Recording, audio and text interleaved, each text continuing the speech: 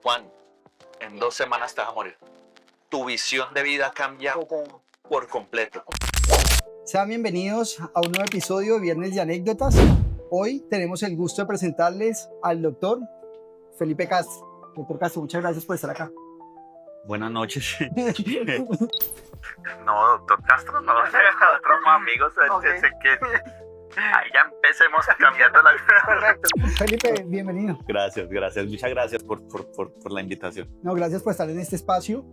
Felipe es médico, es especialista en cirugía, es especialista en cirugía hepatobiliar y hace parte del grupo de trasplantes del grupo de la Clínica Immanac.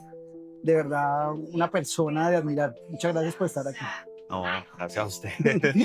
Felipe, vamos a empezar haciendo unas preguntas que me gustaría es cómo uno toma la decisión o alguna experiencia que tuviste en tu juventud o en tu niñez, cómo orientaste el camino para ser médico, después para ser cirujano y estar metido en este momento en el mundo de la cirugía de trasplantes hepatobiliar. Uf, yo soy muy afortunado. O sea, yo pienso que las personas, que la vida te va poniendo cosas. Entonces, vengo de una familia de médicos. Yo soy del Huila, de Pitalito Huila. Papá médico, abuelo médico, ambos cirujanos, tengo más familiares médicos. Entonces, creo que fui muy inducido, sin ser la intención de, nunca hubo por parte de mi papá, o usted es médico o no, o no lo apoyo, no. Pero sí fui muy influenciado. Okay. Entonces decidí estudiar medicina. La carrera fue accidentada. Total. Por muchos factores.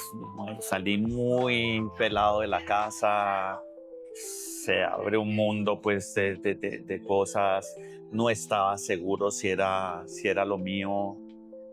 Me retiré un tiempo de la carrera, volví, perdí materias, pues fue una cosa terrible. Y al final influye mucho una persona que conocí durante la carrera, que hoy día es mi esposa. Hay un punto de quiebre en mi forma de ser y en hacer las cosas. Pero bueno, yo cumplí con terminar la universidad, terminé bien el rural, y en el rural, pues primero me di cuenta que la plática no se perdió.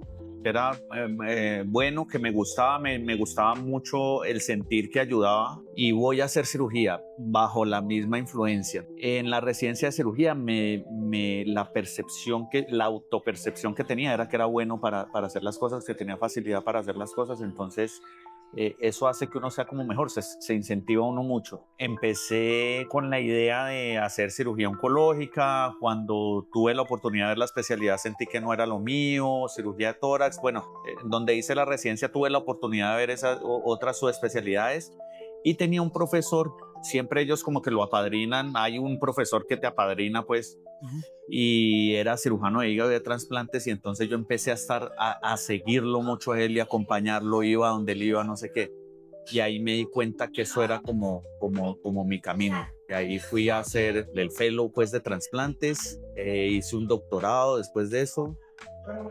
y ahí volví y arranqué mi vida profesional. Entonces como que la vida me fue poniendo.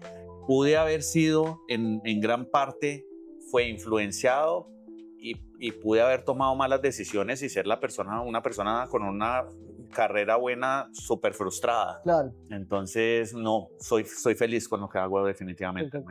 Me llena mucho. Qué buena historia. Felipe, yo me imagino que se presentan muchos desafíos durante la residencia de cirugía general, que no es fácil, y durante el fellow, además porque fuiste a Brasil y estuviste en Brasil haciendo todo ese proceso. ¿Cuál fue lo más difícil dentro de ese proceso de formarse como cirujano hepatobiliar y de trasplantes? Mira, yo no sé si hubo cosas realmente difíciles. Realmente en cirugía general hay una carga asistencial pesadísima. En el momento en que yo entré había mucho maltrato. Es un ciclo de violencia como tal. Eso es violencia psicológica, pues que llega muy al borde de ser física y que ese ciclo se repite y se repite porque el que está siendo agredido cuando llega arriba se lo repite. Claro. Y yo tuve la fortuna de no ser agredido, me regañaron un par de veces, pero nada fuera de lo normal. Entonces, cuando llego al final de la residencia, que tengo la oportunidad de ser jefe de residentes, puedo como romper ese ciclo de maltrato, no lo permitía y pienso que hoy en día se está rompiendo mucho. Claro. Estar por fuera del país, pues realmente en Brasil siempre fui tratado muy igual y económicamente vivía muy apretado, pero nunca me faltó nada. Entonces realmente para mí toda la etapa de formación fue una etapa bien, muy bonita, Ok. muy feliz. Eh, Obviamente siempre hay casos difíciles que te marcan, de los cuales aprende uno mucho, errores que son lecciones gigantes, tal vez las lecciones más con un precio más alto que pueden haber cuando Claro. se comete un error y la idea es no volverlo a cometer. Pero no te puedo decir que hubo algo así que me hiciera, pues, pucha, voy a renunciar, Claro. me quiero devolver. No, fue una gran etapa, fue una etapa feliz, creo yo. Súper. Y yo creo que eso se trata, de disfrutar uno cada Sí, momento de la vida. Y yo creo que eso es un mensaje bien, bien importante. Felipe, hablamos ahorita de tu parte, sobre todo profesional, y es, nosotros somos testigos además de tu profesionalismo, pero sobre todo de la parte humana que vos tenés en la atención de los pacientes, ¿sí? ¿De dónde viene ese don posiblemente de esa buena comunicación que tenés con los pacientes, del tiempo que le dedicas y demás? yo creo que es un compuesto de muchas cosas. Yo tuve la oportunidad de acompañar a mi abuelo en el actuar profesional en una medicina que me hubiera encantado ejercer. Mi abuelo me decía, venga, mijo, acompáñame a ver un paciente. Yo tendría 8 o 9 años y la ida a ver un paciente era ir a la finca de ese paciente, le tenían sancocho, botellito de aguardiente, se sabía la historia de toda la familia y era el médico en quien confiaban. ¿Ya? Lindo. O sea, una cosa, y le pagaban con 2 gallinas, Sí, como había el que le pagaba con mucha plata. claro. Era una cosa, no había pues ley 100, no había... Acompañé mucho a mi papá también siendo un niño y veía cómo él trataba a los pacientes en una revista, cómo los llamaba por el nombre, no el paciente tal o tenemos mucho el vicio de decir o el número de la cama o el diagnóstico para referirse al paciente. Y esas cosas se quedaron sin uno querer decir tengo que ser así, no, simplemente el hecho de volverlas se vuelven parte de uno.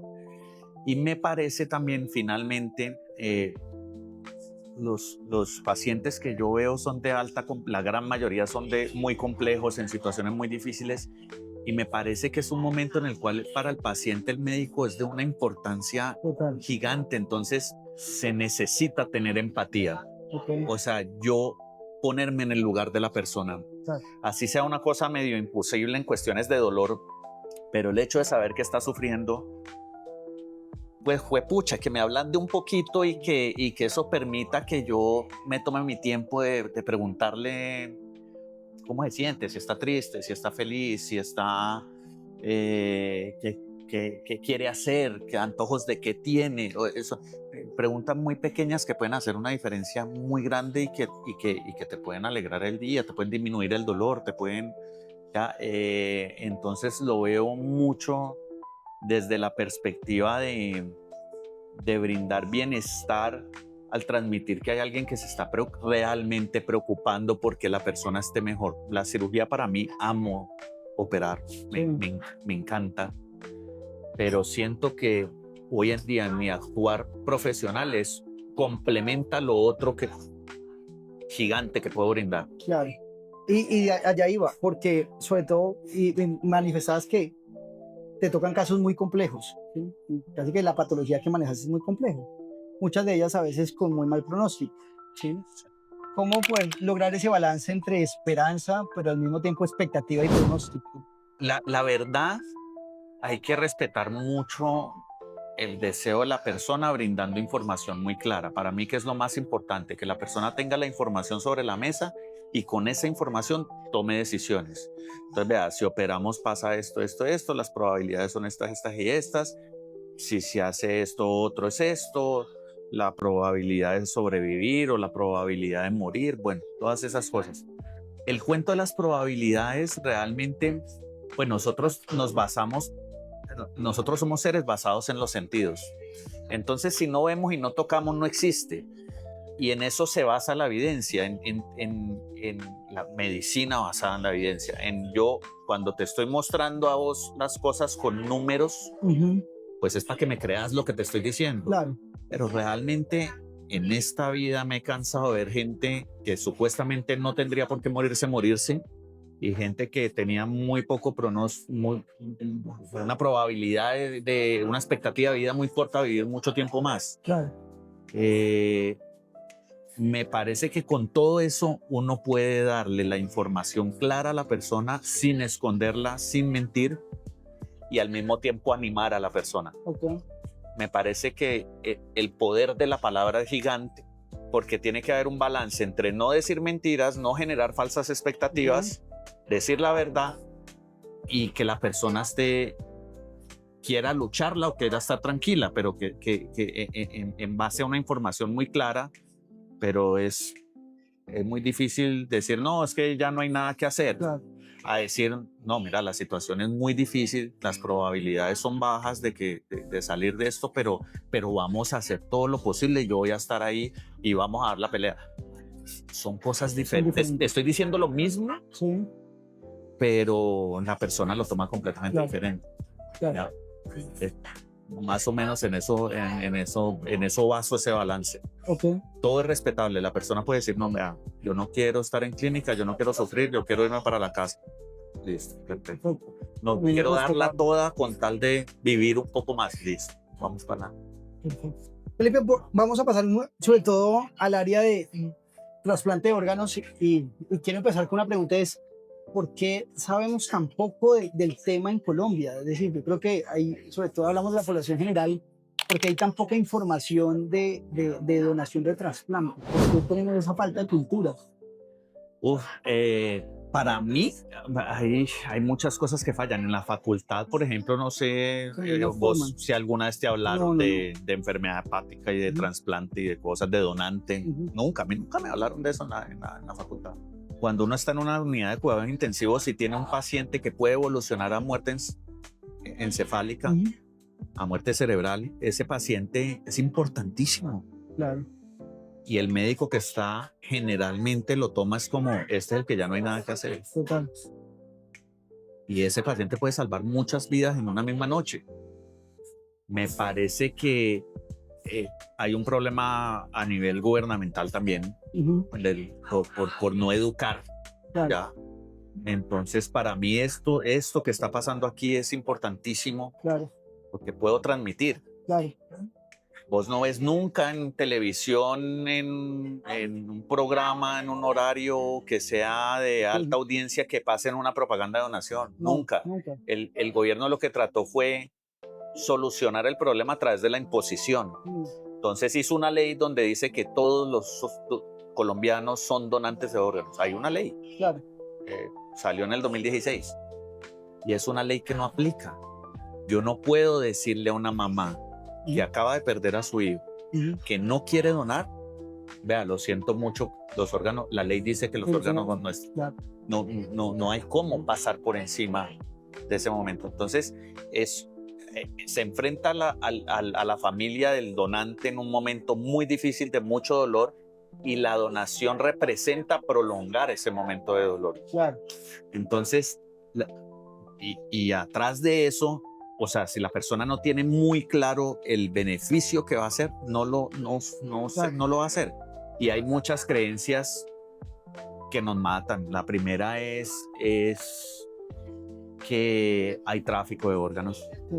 Eso en Colombia no existe. No hay la posibilidad logísticamente, no hay cómo hacer eso. Que sí, que usted gana por eso. Sí, pues yo me gano la vida con eso. Pero es que una cosa es que a mí me paguen por un procedimiento lo que la EPS tiene que pagar a yo ir a vender un órgano. Claro.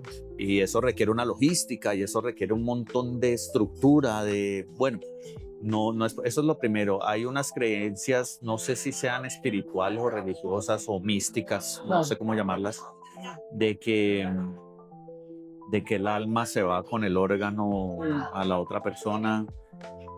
Hay creencias de que la persona va a revivir de ese estado.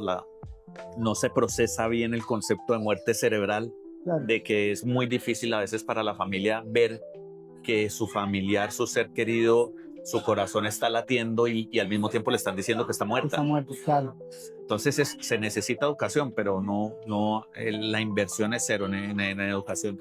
La educación la hacemos las IPS transplantadoras, pero a un nivel muy local, no logramos una difusión alta de esa educación. Okay. Quiero que nos cuentes, Felipe, cómo es tu proceso, por ejemplo, cuando dice hay un donante. ¿Cómo es ese proceso? Porque mucha gente no lo conoce, incluyéndome además. Te llaman y te dicen, mire, hay un donante. ¿Qué haces? ¿Cómo es todo el proceso? ¿Vas a la clínica? Nosotros tenemos, dentro del equipo hay unos profesionales que son los médicos coordinadores, que son los que hacen la búsqueda activa del donante. Entonces, todo paciente con un Glasgow menor a 5 o neurológicamente pues muy deteriorados, pues que pueden evolucionar hacia una muerte cerebral, esos pacientes se les empieza un seguimiento. Y quien hace el contacto con los familiares son esos coordinadores. Primero uno ve que no tenga ninguna contraindicación, porque la idea del trasplante nunca es perjudicar al que va a recibir el órgano. Entonces se hace ese contacto. Nunca se evita el contacto y no se debe hacer del equipo quirúrgico y clínico con la familia del donante. Claro. Porque hay un conflicto de intereses, pero claro. Porque hay un conflicto de intereses en eso, entonces se evita. Y hay un proceso para llegar al diagnóstico de muerte cerebral. Una vez se hace el diagnóstico, se solicita la donación. Si la familia dona, nos avisan. Ahí ya tenemos tipo de sangre, compatibilidad, todas esas cosas. Y se elige para qué paciente sería más adecuado que recibiera ese órgano según las características. Y se monta la logística. Entonces uno ahí, dependiendo de dónde esté el donante, hay veces que está dentro de la misma institución, en Cali en otra institución, fuera de Cali. Nosotros somos una regional que cubre Quindío, Risaralda, todo el valle, Cauca y Nariño. Entonces cualquier donante que salga ahí, las IPS transplantadoras de aquí van a buscar el donante, van a buscar esos órganos. Entonces, dependiendo de eso, se monta la logística. Anestesia para tal hora, se llama al receptor para que llegue a urgencias y ahí empieza todo el proceso. Pues. Una cirugía del trasplante hepático, más o menos tiempo quirúrgico aproximadamente. Es muy relativo. El trasplante como tal, sin contar el rescate, es muy, muy relativo. Cuando es un paciente, una hepatitis fulminante, que no tiene cirugías previas, vos puedes hacer un trasplante en 4 horas, 5 horas. Cuando es un trasplante que es una lesión biliar, que lo han operado 500 veces, que ha tenido el abdomen abierto, vos te puedes demorar 12 horas. Entonces es muy relativo. Que hay detalles técnicos que alargan mucho la cosa. Que hay trombosis de los vasos que van al hígado, que hay... Bueno, hay varias, es muy, muy variable. Para dejar un mensaje claro, Felipe, si yo, por ejemplo, entro en muerte encefálica, muerte cerebral, yo puedo ser donante. Cualquiera puede ser donante. Y yo puedo decir a mi familia, venga, si yo me llega a pasar esto, por favor, en mi caso, y aquí en esta entrevista, por favor, yo puedo ser donante. Entonces, eso es lo más importante. Lo que pasa es que nosotros evitamos hablar de estas cosas. Claro. Por decir algo, yo digo, no, si alguno de mis hijos se muere y puede donar, yo dono. Y la respuesta de la gente es, no diga esas cosas, toque madera, no la llame. Sí, claro. La muerte es una realidad, Total. está entre nosotros. Y de hecho ser consciente de eso hace que nuestra vida sea mejor. Cuando la persona expresa su deseo de donar, eso se convierte en una voluntad. Claro. Entonces tu familia lo va a tener en cuenta cuando se haga la solicitud. Ok. Pero no lo hacemos y solo se necesita eso, manifestarlo. Eso es como cuando la persona dice, no, yo cuando me muera quiero que me cremen y tiren las cenizas en el cauce. Claro. La familia va y lo hace. Total. Entonces lo mismo, no se necesita ningún tipo de documento, no se necesita dejar algo escrito. ¿Se puede hacer eso? También se puede hacer. Hay registros en el Instituto Nacional de Salud, pero no es necesario. No es necesario. Por más que vos dejes papeles firmados, Mm. si tu familiar no dice que no es no. Claro. Punto. Nadie va a pasar por encima de la decisión que está tomando tu familiar en el momento. De acuerdo. Entonces, lo único que se necesita es realmente conversarlo. Conversando. En casa. Hay que hablarlo. Hay que hablarlo, hay que hablarlo Sí. y todos somos potenciales donantes, además. Y voy para una pregunta, Felipe, que es difícil. Y hay un libro que a mí me gusta mucho que es La filosofía de la cirugía, que yo creo que todo cirujano deberíamos de leer. Y hay una frase de René Rich que dice que todos tenemos complicaciones y que las complicaciones son como un cementerio en el cual todos vamos a rezar de vez en cuando. Que ¿sí? deberíamos visitar Sí, de vez en cuando. Debemos de visitar de vez en cuando. Y creo que a todos nos ha pasado. Y de pronto en su caso, los trasplantes fallidos. Yo creo que cómo es esa sensación cuando un trasplante es fallido o cuando el paciente no evoluciona como se debe o definitivamente pasan cosas que son difíciles de manejar. Es terrible. Sí. Es súper frustrante porque es un esfuerzo muy grande. La pérdida de un paciente que ha sido trasplantado es una pérdida doble porque no solo se pierde el paciente, sino que se pierde un órgano también, Claro. que es súper difícil, que es, por toda esta situación que estamos conversando, es supremamente complicado. Entonces es frustrante porque uno quiere que salga bien siempre, Claro. pero hay veces que no es como uno quiere. Entonces hay que aceptarlo y seguir. ¿Qué me parece a mí duro? A mí en mi práctica que me da duro cuando las cosas no salen bien, el no tener tiempo de ese respiro, de juepucha, porque cuando sale mal la cosa, a mí me pasa y a mis compañeros, no te querés parar de la cama, Claro. querés quedarte encerrado en el cuarto, pero la primera realidad de la vida es la muerte y la segunda para mí es esta y me golpea tan duro en esos momentos, me cachetea pues, y es que la vida sigue. Entonces el paciente que yo tengo al otro día de eso no tiene la culpa de nada de eso que está pasando. Claro. Entonces ahí hay que estar. Total. Entonces no hay ese tiempo como de recuperación, por decir, si uno tiene una lesión de alguna cosa o nos incapacita, esto vos tenés que estar allá dando la cara al día siguiente como normal, entonces, y toma tiempo recuperarte de esto. Claro. Entonces, eso me parece duro, vida duro. Cuando son niños, es demoledor. Muy difícil. Muy, muy, muy duro. Felipe, hablemos de la muerte. Yo creo que vale la pena hablarlo porque somos una cultura que le huye un poquito, que la evita, que no hablamos de ese tema, pero lo más además irónico es que todos vamos para ese camino. ¿sí? Sí. Y que de pronto tenemos una concepción de la muerte como el fin también, o definitivamente como muy dolorosa, ¿sí? ¿Cómo poder afrontar esos procesos de duelo que yo sé que has estudiado mucho el tema de la muerte? Mira, a mí me parece muy importante, lo primero es que la gente sea consciente de lo que acabas de decir, que nos vamos a morir y que sus seres queridos se van a morir. No hay cómo cambiar eso. Lo que no sabemos es el momento, ¿ya? Cuando los duelos dependen mucho de la visión, de esa visión que tenga la persona previa.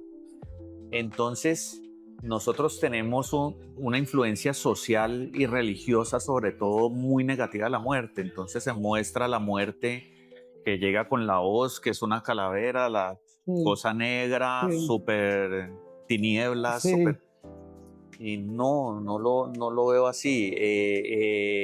Se toma la muerte como un castigo. El castigo a Adán y Eva realmente eran no ser más eternos. Sí, total.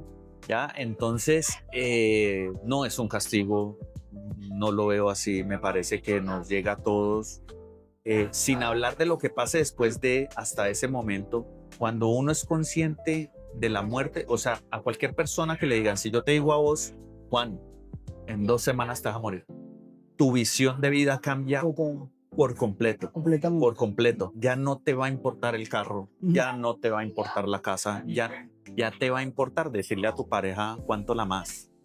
Ya le va a importar decirle a tus seres queridos cuánto los querés. Ya vas a querer aprovechar la vida abrazando, perdonando, respirando, viendo el paisaje. Ahí viene de golpe la riqueza real. En una sociedad en la que estamos, en la que se mide el éxito de una persona por lo que lleva puesto. Sí. ¿Ya?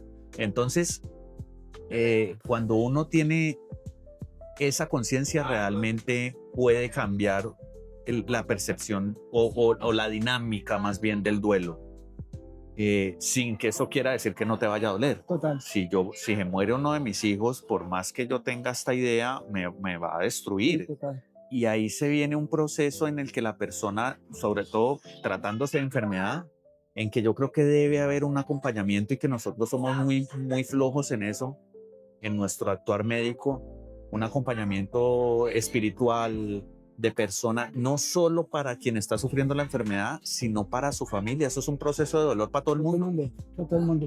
¿Ya? Entonces, creo que es muy importante que esa pieza que llega a ese rompecabezas a brindar ese apoyo, ¿cómo va a ser esa base? Eso para mí es importantísimo. Yo he ido a casa de pacientes que Sí, no tengo ni que operar, que no hay nada que hacer, pero solo el uno ir y sentarse y ¿cómo estás? ¿Cómo vas las cosas? Y hacer un chiste, qué sé yo. Y ese momento de bienestar se transmite a la familia y eso va alivianando y va haciendo que el proceso sea más llevadero, sin que esto quiera decir que va a ser fácil. De acuerdo. No pasa que no, se murió ya el muerto del hueco y nosotros sigamos, no. Doctor Felipe Castro, Felipe, de verdad yo quiero dar las gracias por este espacio, pero no solamente por este espacio, sino porque tuvimos la fortuna de que usted haya llegado a nuestra vida, la vida de mi mamá. Y usted tuvo la valentía de asumir el caso, de haberle dado vida por 18 meses más. La verdad les pido disculpas un poquito. Pero la verdad, como decía mi mamá, usted es un ángel que apareció en nuestra vida y quiero dar las gracias por lo que nos ha brindado en todo este tiempo. De verdad, para nosotros nos ha generado paz, nos ha generado amor, generosidad, alegría. Y para mí este momento es muy especial. No, parce. Esto así sí es muy duro. Sí es muy verdad. Muchas gracias a ustedes. Dejen sus comentarios aquí en Viernes de Anécdotas. Compartan todas estas enseñanzas que nos dejó hoy el doctor Felipe Castro. Felipe, un amigo y de verdad una persona que nos ha brindado toda su generosidad y todo su amor a mi familia y a este espacio de Viernes de Anécdotas. Solo una cosa, yo soy el que agradece. Tu familia me abrió las puertas, tu mamá. Yo soy el que agradece la oportunidad de aprender, de conocer, de compartir. Me siento muy afortunado de haberme cruzado en el camino en un momento tan difícil. Muchas gracias por esto, por este espacio, por transmitir esto. Si a alguien, a una persona le parece como que fue pucha, todo este esfuerzo que estás haciendo vale la pena, sin duda. Muchas gracias. Los esperamos en otro Viernes de Anécdotas. Un abrazo.